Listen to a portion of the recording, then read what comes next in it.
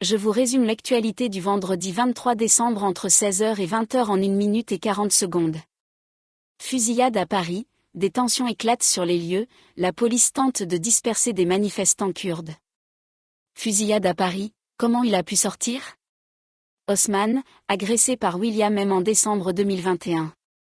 L'homme condamné pour le viol d'une fille de 11 ans fait appel.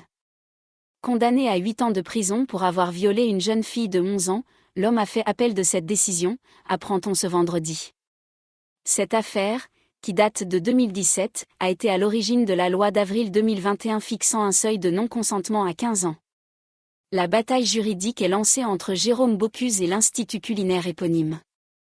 Mort de jumelles de 3 mois, la mère mise en examen pour double homicide volontaire. Guerre en Ukraine en direct, l'Allemagne s'inquiète après la découverte d'un agent double travaillant pour la Russie.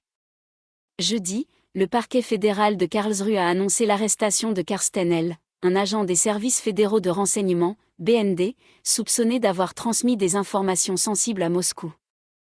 Covid, grippe, bronchiolite, le point sur les épidémies qui saturent les urgences pour les fêtes.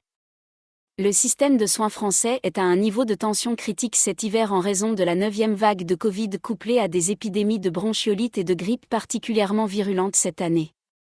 Ukraine, l'horreur de la guerre au cœur de l'Europe.